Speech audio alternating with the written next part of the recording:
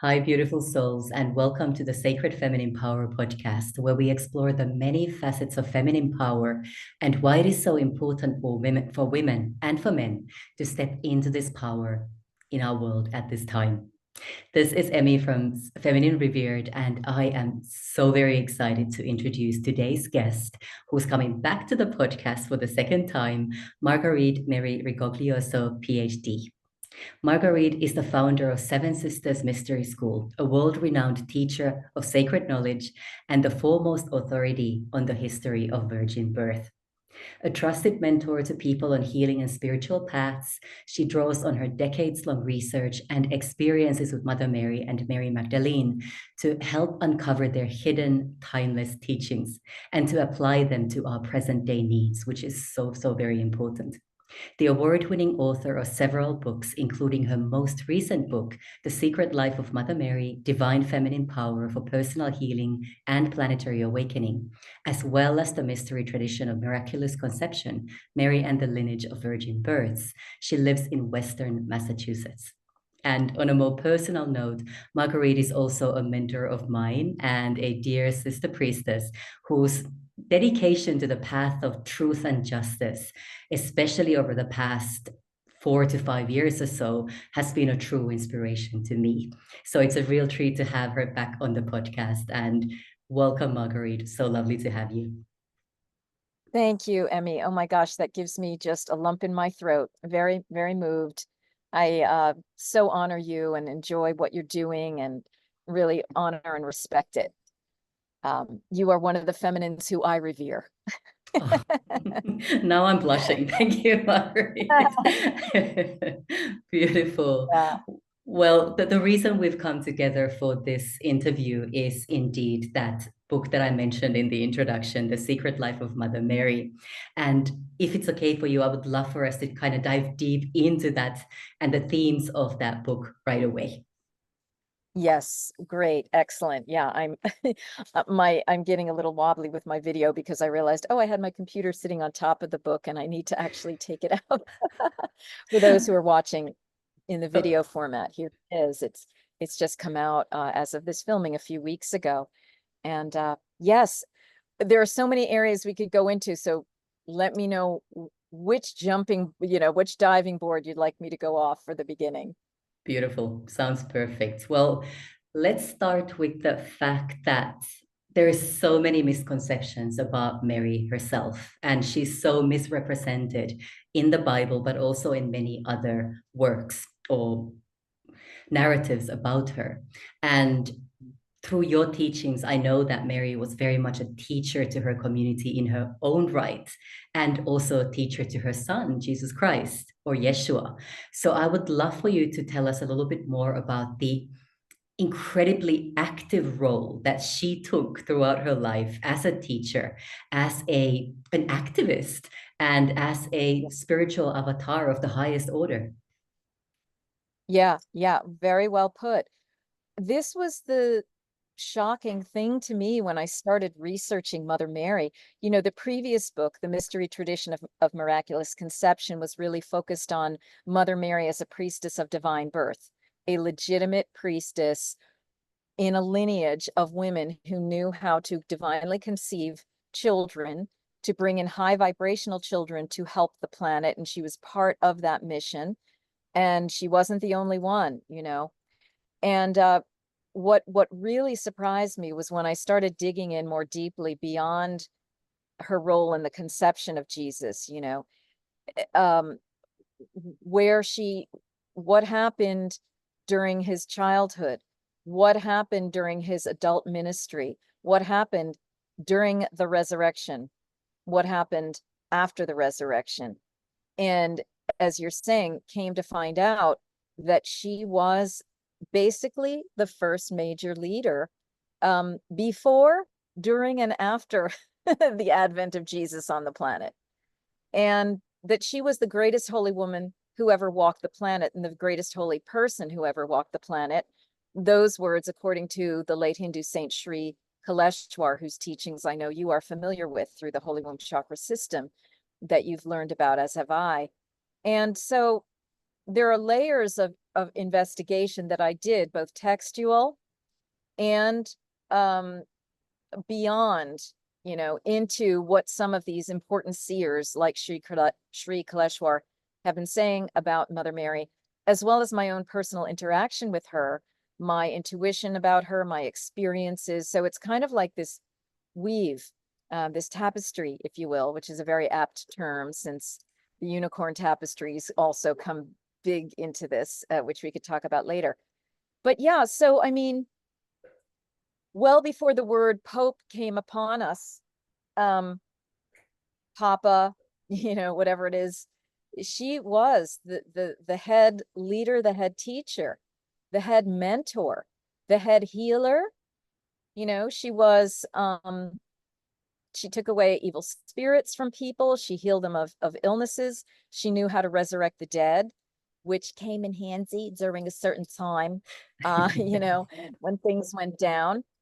She was the teacher and mentor of Mary Magdalene, the mother-in-law of Mary Magdalene. And she was a dedicated stepmother to the children of Joseph, who were his by a previous woman that he was connected with.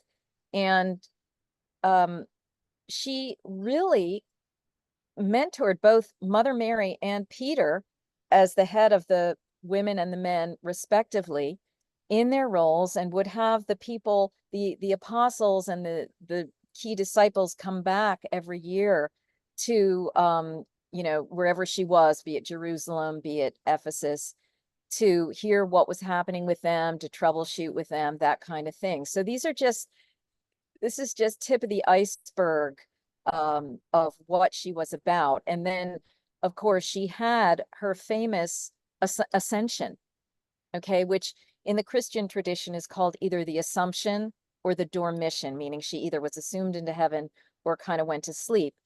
Neither of which is actually inaccurate, but obviously does not give the whole picture of what this means.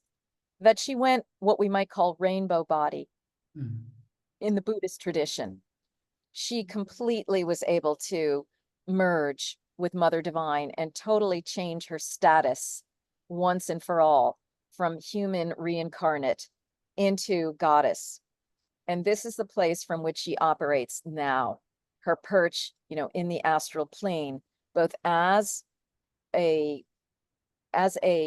merge of this Mother Divine and as a representative in her own personality structure of Mother Divine, so that we can recognize her and know her and feel a personal connection with Mother Divine. So she's here for us as a mentor, as a healer, as a remother. Goosebumps all over. Ooh, just listening to that. I mean, incredible. Yeah. And like, how did she then come to reach this kind of a status? Can you talk a little bit about her childhood and how she was in fact prepared for this kind of a path? She absolutely was prepared. And we know this from the apocryphal gospels, the ones that were kind of not let into the official Bible, but have been floating around for centuries, maybe since the 2nd century. Her infancy gospel, it's called Birth of Mary in its original form. And we know that she was divinely conceived and born of her mother, Hannah or Anne. And so this is part of a long tradition. This is part of a centuries long plan, probably on the part of these great beings. And then what we hear from is, we read in that gospel how then Anne not only conceived her divinely, but gave her a special upbringing in the first 3 years of her life in a sanctuary, a bedroom sanctuary, where she ate special food, her feet never touched the ground, and she had instruction from these virgins of the temple, of the Hebrew temple, who would come in and give her various teachings and empowerments and things like that. Then she was finally given over to the temple at age 3, further raised by these women, so that she could conceive Jesus anywhere between the age of 12 and 16. On top of that, we have layered the testimony of Sri Kaleshwar, the late Hindu saint, who was with us until 2016, when he passed from this lifetime at 36 years old. And he tells us how Mother Mary had many, many lifetimes to perfect herself, her soul. And finally, in the lifetime in which, and then we hear from um, the seer Rudolf Steiner, that in the lifetime before she was Mother Mary, she was Isis, known to us as the Egyptian goddess Isis, but she was doing many different technologies of divine birth and healing various things in that lifetime. And then she came in from Anne as Mother Mary, in which she was able to, make her final ascension.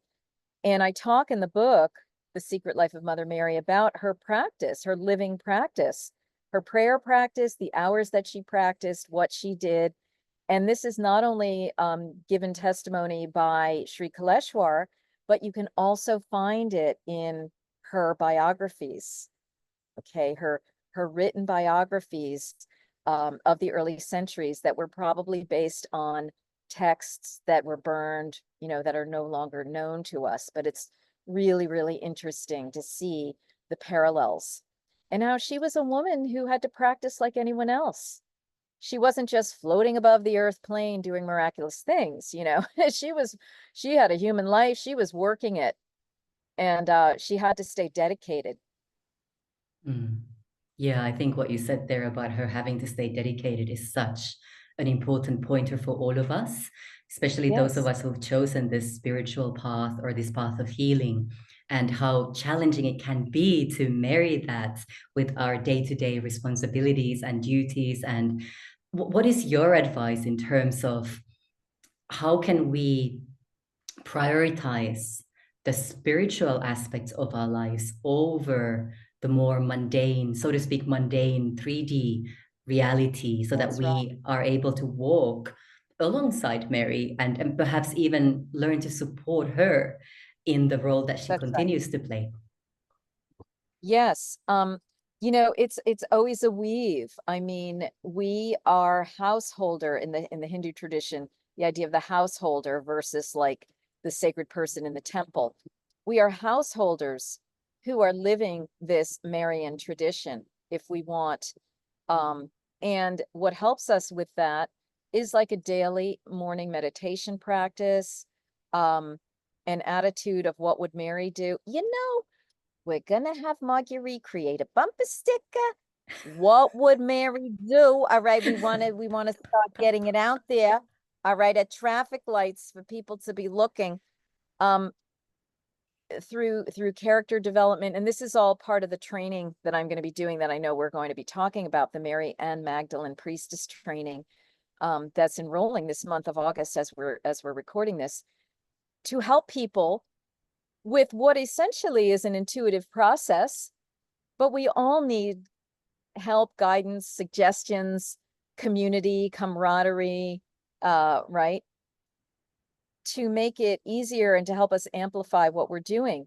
But, if you just wanted to start today, just try every day to have a morning meditation of at least 20 minutes where you get calm, clear, and centered, and you say hello to Mother Mary and Mary Magdalene. Invite them in and have tea, cacao, coffee, whatever it is that you drink, and start having a conversation with them.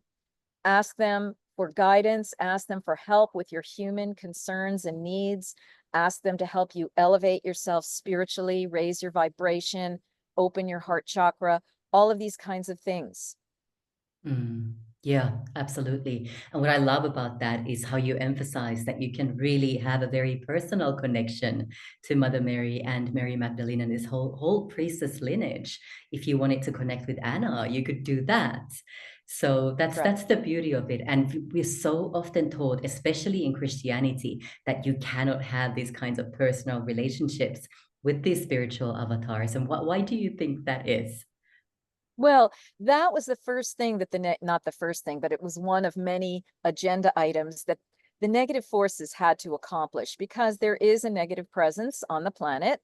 It has created a whole bunch of suffering, and it has hijacked the essential nature and stories and energies of the Holy Family, the Sacred Family, the Christos Sophia mission, for its own purposes, to kind of turn it into its opposite, to control people, to limit them, to have them foment warfare toward one another. And the whole works. And so that has been going on for more than 2,000 years. I've been this year teaching about these archonic forces that are named in the Gnostic Gospels and so forth, as really the reason why the sacred family incarnated when they did approximately 2,000 years ago in that iteration, in that incarnation. They've had other incarnations, other iterations that are part of a living stream of this energy that is designed to help humanity.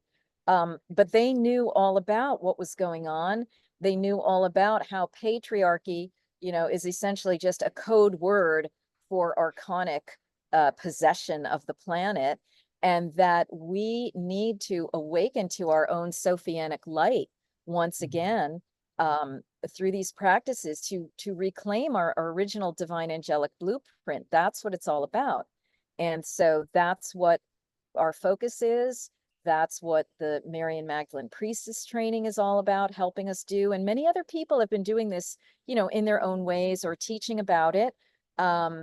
We all have to be doing this. There are many different courses and classes that need to be happening in this regard. So it's all about releasing the grip, the control, the negativity, and the terror that has been upon the planet and the human family, posited as, oh, that's just life on Mother Earth. No, it isn't.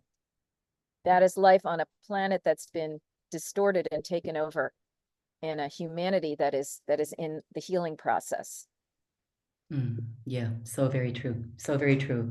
And what I'm also noticing is as the veils are thinning and as more and more people are awakening to this truth and this reality, those more negative forces that you talked about are also really upping and amping up their game.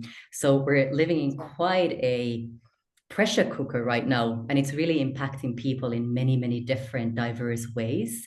And I think the practices that you alluded to earlier are a really beautiful way to also just ground us, anchor us, and to really connect us to our own truth, which is always connected to love and to the teachings of Mother Mary. Yeah. Yes, which have to do with the womb wisdom, the womb mastery, the womb magic, right? The ability to open your seeing and knowing to the larger consciousness, to information that's readily available to us. Yeah, I sang a solo in my Rock Voices choir recently to Under Pressure, the famous song by David Bowie and Freddie Mercury. And I picked it because it was so relevant. And there's that one chilling line that David Bowie sings. It's the terror of knowing what this world is about. And, it's the beauty of knowing what this world is about and the terror of knowing what this world is about. We're in this duality, but that duality is creating that pressure that seems to be amping up, especially over the last 4 or 5 years, as though it couldn't get any worse. I thought, oh God, 2012 is the apex. No, now 2014 is the apex. No, now 2017. And then, oh my gosh, we went through the last 4 years. And it's like, right? Mercy. Well, Mother Mary is there for the mercy, the misericordia, as they say in Italian. And because we can benefit from the help of these great masters who are just there on the other side of the veil, waiting for us in a non-dogmatic way to help us with what we need, be it remothering, like for me, that's been a big story. And I talk a lot about that in this book. Be it healing of trauma, be it the spiritual advancement and acceleration, our own ascension practices. She's like a one-stop shop. All right. Yeah. She's one of the one-stop shops, not the only stop. And that's what I want to emphasize, that this is not about the re-Christianizing of the world, because that's just a colonial trap. That's not what this is about. This is about opening to the deeper well of esoteric mystery that's there, that connects it to the stream of all knowing, and drinking of that well. Okay. Yeah. There's one option. Indeed. Yes, absolutely. Yeah. You mentioned a term in the beginning when we started chatting, and I took a note of it and I can't find it on my notepad, but it was a term that you used that I was really intrigued to go deeper into. Let me see if I can. It might come to me also if you give me context. It was about unicorns. You mentioned Oh yeah, unicorn tapestry or something like that. tapestry. The Yes. Would you please tapestry. share a bit more about that? Because that really stayed with me.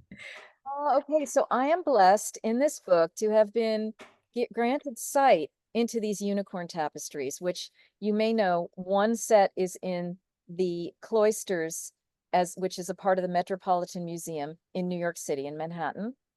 And another series of them, much more positive in orientation, is at the Cluny Museum in Paris. Now, the ones in New York talk about the vanquishing and the killing of the unicorn.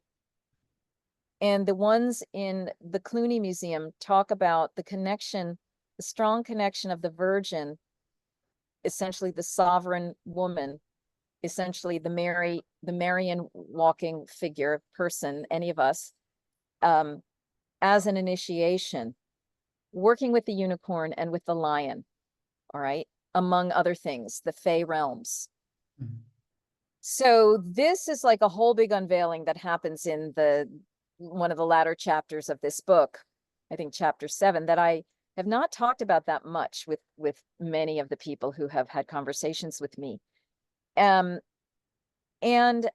this is all about understanding fifth dimensional, new earth, Eden realm, Lemurian resurrection, and how Mother Mary is as much connected with that as she is with our healing, with releasing us of the archonic forces, with our spiritual awakening. This is about helping us re-access, re-enter the realms of the Fae, in which we have these beings known as the unicorns, among many others. And so I talk in this chapter about how the ones in the Metropolitan Museum show the hunting, the brutal hunting of this creature. And I forget if I put this in the book or not, but I've intuited that that was the last living unicorn that was visible into the third dimension. Mm. And they grabbed it, they killed it, and so forth.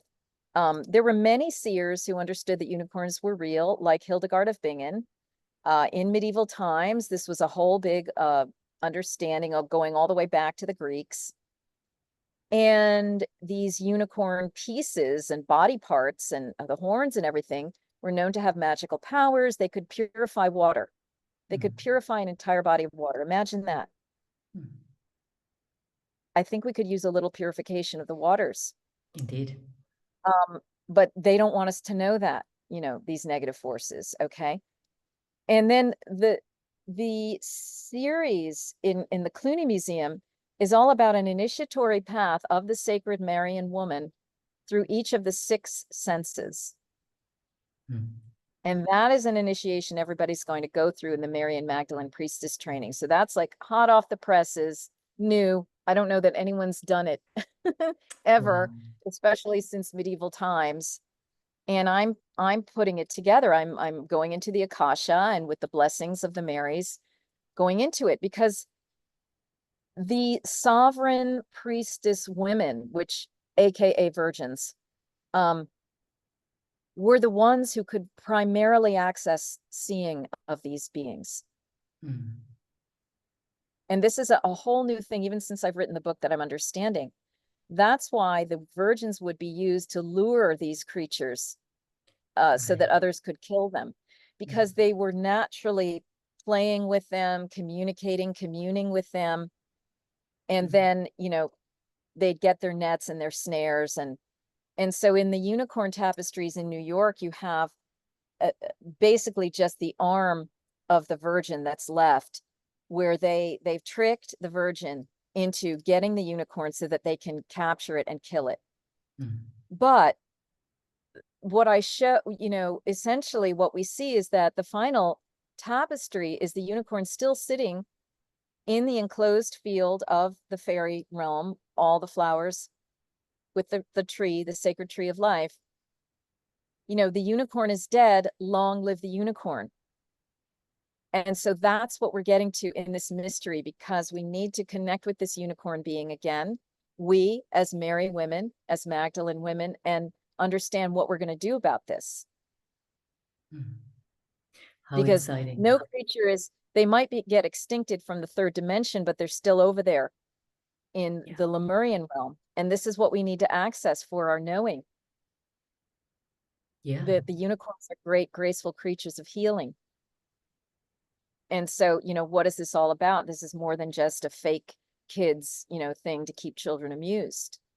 This is a deep, deep mystery that's only now being unveiled. And we're going to play with this. We're going to explore this as a big part of the priestess training, because the Marian road, the Magdalenian road, has to do with character development as much as anything.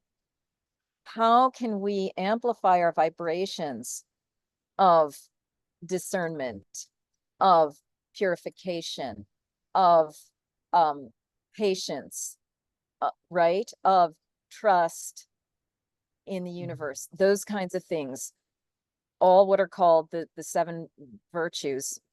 That sounds so boring and horrible that nobody ever wants to deal with the virtues, but it's like I'm transforming them into like they're living waters for us, so that we can uplift our characters and be these Mary people working out in the world. That's beautiful. Not in an onerous way, but in a delightful way. Like, oh, it's delightful to be trusting. It's delightful to be discerning. It's delightful to be virtuous, because this helps me raise my love vibration and actually have a better life. And it's leading into the road of Lemuria. Not because it's dutiful and you better do it or you're going to hell. You know what I mean? Like it's a whole different way, original way of us looking at this. Yeah, it really is the return to the way things were. And you mentioned so many portals there that I would love for us to dive into there. But really just the misuse of the divine feminine, the harvesting of their energy to bring through these practices that led to death, that led to loss, that were ultimately not for the good of humankind. That's a huge topic on its own that I have a feeling you're going to be bringing through a whole lot of healing around in your course as well. And then I just kept on having these parallels between unicorns and dragons, and what happened to dragons as well, the primordial feminine energy in itself. So primordial feminine energy, and that is an important part of the priestess training as well, because what I've been understanding is that the dragon energy is, as you're saying, it's like a primordial wave, and it is almost an abstracted energy in the universe that we call a dragon because it's kind of how it looks, right? And in our 3D mind, we have to give a form to it. So we call it a dragon, a winged dragon. It's in motion, it's flying, it's slithering, it's this, it's that. And it's very much connected with the feminine, or the Sophia, the Sophianic consciousness. So that's what we're going to be looking at, exploring as well. The dragons, the unicorns, the fae are essential parts of the Marian path. And the beauty of that is that, oh, all the things that we thought were torn asunder, unrelated, at odds with one another are not. They're all part of the same fabric, the same tapestry, right? And it allows us to relax and just say, okay, I can draw this from the esoteric, sacred family, this from my fae knowing, my pagan knowing, this from, new unicorn and dragon energy that's coming in. That's what we're doing. This is a weave. This is why the Marys were weavers, literally weavers, but it was also a metaphor for what they were doing, both to bring a divine child into their bodies, as well as to weave all these elements together. Yeah, I love that. And then also that Kundalini DNA wave, all of that. Right. Yeah. And the 5 and 6 senses are a weave within our body. So we're going to connect in with that weave. Like, how is each of the senses a portal opening to the other dimensions? Wow. Oh, this is going to be one amazing portal. It's like I'm in goosebumps throughout just listening to you talk about this. So yeah, it's going to be amazing. Very groundbreaking and so very Yeah, needed. I think so. You know, I mean, it really amazes even me as I go deeper into this. You know, just when I think, oh, I'm complete with that body of work, it's like, no, here are other, it's a fractal, it's Mhm. endless. Here are other places you can go, and let's go there. Yeah, yeah. And the It theme you keeps, brought about around, oh, sorry, please go ahead. yeah, that's what keeps life interesting and vital and alive, and creation, a place of delight and endless creativity, because it is endless. There's no end. That's it. And that's warm alchemy at its best. That's right. Hmm. Yeah, beautiful. I don't want to keep you too long, Marguerite, because I know you've got a very busy schedule, but you touched on the topic of trust. And I think that is such an important one for us, myself included, because I realized that in the past 4 years or so, I started to lose my sense of trust in a lot of things that I had trusted in the past, even including a trust in a beautiful future, even including trust That in a benevolent universe to a certain extent at some points. And it was so easy to dip into a sense of fear or despair or hopelessness at certain points. And cultivating that sense of trust, which ultimately, again, is aligned with love and that that's force of creation is so very important. And I'm wondering if you're getting any intuitive hits around that right now that you'd like to expand into a little bit yes. more. This is why the practice of coming to peace every day is so important, and why Jesus was called the Prince of Peace. You know, it's Mm, like, why peace of all things? You know what I mean? Oh, that's been working on me for a while now. And I'm like, oh my God, I really get it. Because that place of peace is the thing that will help you go either under or over all of that miasm of despair and fear and, right? The pictures of, ugh. Uh, that is what will anchor us again into the reality of what is, mm, which is the positive timeline, the positive future, the positive beingness, the empowerment zone of Sophia. And that's why these practices are so important, you know, that we're going to be working with in the Mary Magdalene Priestess Training, and that you've been doing, that many people have been doing on their own intuitively. It's just, we got to stick with it. mm, And in order to stick with it, we have to have these touchstones and these pods that help us and feed us and re-inspire us in that, because it's so easy to go down and get all distracted with social media and making money and, you know, drinking alcohol and, you know, all these kinds of things.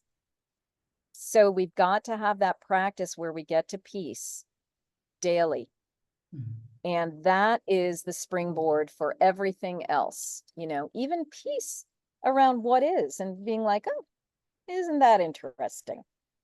The archonic forces are trying to kill us with a disease, or the thought that we have a disease. You know what I mean? Whatever it is, unclear actually. And the whole thing is illusion half the Mm, time. So, you know, recognizing illusion. And then the one thing is faith. You know, that was so interesting to me, because I have just been so irritated by that virtue, faith. Like, what mm, the hell? Because it was resonant of that programming that I got brought up with, like faith. Ugh, it is such an awful feeling the way it's been translated. But when you mm, think that faith is about knowing that there's another realm, even if you can't access it right then, that's faith.